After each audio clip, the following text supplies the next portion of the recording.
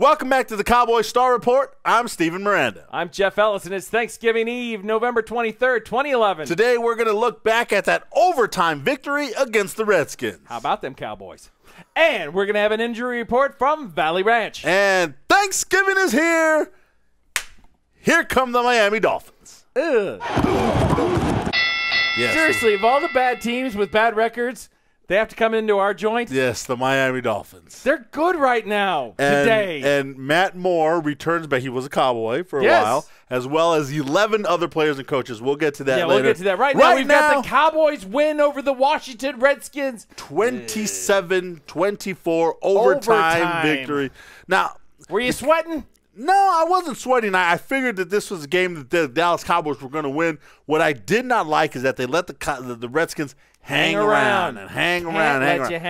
But then I started realizing, as the Cowboys fell. They were losing 14-10 at the half. They actually at one point were losing 17-10 until Romo led to two back-to-back TD passes, making it 24-17. And then the Redskins, tied it late at the game. But I was sitting there watching the game, and Romo was bringing the Cowboys back to take the lead.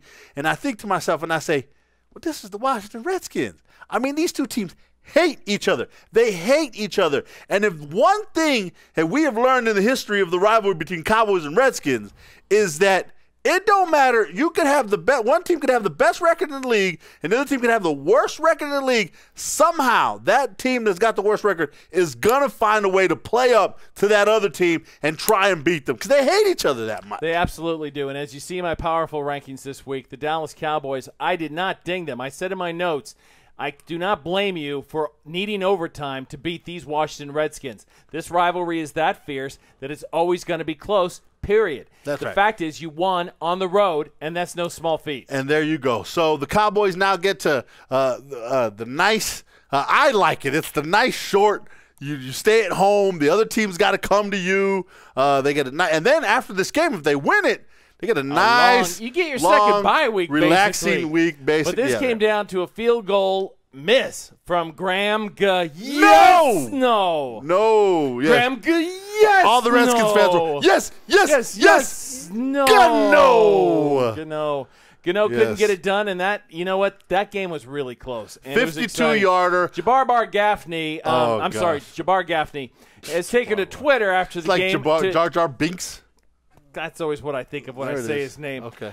He took to Twitter right after the game to express some of his frustrations, and he encouraged one person who tweeted to him to basically bleepity bleep bleep bleep. And why don't you kill yourself while you're at it? Yeah, he was a lot of expletives, and he actually told someone, "Go kill yourself." We actually have the tweet. He's since deleted the tweet, but we have them here. Yeah, I'm sorry. Thanks to the history cyberspace. That's pretty bad. First of all, you lost the game. Yeah, don't be How a poor about sport. just Brady James about to take a fall because he's a little upset. He's a little upset. He's He's riled. a little twisted. He is riled, and that Jabbar would tell a Cowboys fan to go kill himself. Kill himself? Seriously, dude? Gaffney, not good. Cyberbullying, never okay. All right. Now, injury report from Valley Ranch, Steven. We just Final got walkthrough today. Got a report. Final walkthrough the portion that was available to the media. Dig him. These four guys were there. Brady James, he's down. He's still upset. But he's going to be in the game. Yes, Brady James is there. Even if he fell. No Miles Austin and no Tony Fiammetta, the fullback. Mike Jenkins is going to be out, as is Gerald Sensabaugh. Quarterback and safety there. Now, as I said before, look, the offense is playing good football, and the offense showed against Washington, no Fiammetta, no Miles Austin. They could still score points. Defense on the other side, though, when Sensabaugh went out and no Jenkins, they're definitely taking advantage of Orlando Scandrick. Scandrick's going to have to elevate his football game because the defense cannot struggle against Matt Moore. Jason Garrett has come on the record and said basically DeMarco Murray is going to be the workhorse for this team going forward, and I'm very happy to hear that out of his mouth because that's what you need to do. Since Murray's so studly, you were kind of thinking Marky Mark and the Funky Bunch, right? Is that what it was? No, I said his name wrong, actually. Okay, you just said it wrong. DeMarco Murray.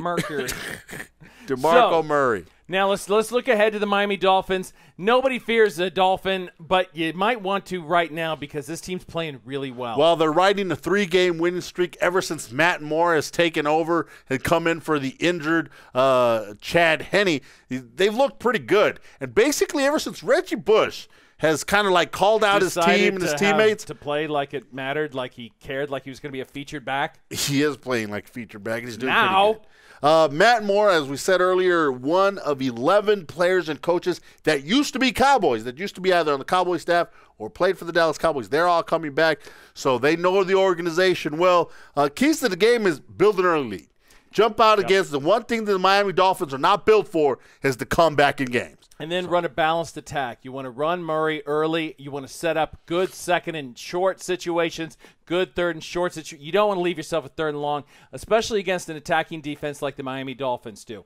But I am very concerned, Stephen, about how many people with this Miami Dolphins organization know this Cowboys organization. That is always a problem. I expect a very close game. I have the Cowboys winning by probably 6, but I think it's going to be close. I don't know. I think the Cowboys got the scare they needed from the Washington Redskins. I think they come out. I think Rob Ryan has something. Something that Rob Ryan has done is the 3 other AFC East opponents, the Cowboys defense has played fantastic. I think they take care of the Miami Dolphins. So 7 or 8 points. How about that? Okay, good enough. I got 6. I'm Jeff Ellis. You have a very happy Thanksgiving. Happy Thanksgiving to you. I'm Stephen Miranda for your Cowboys Star Report.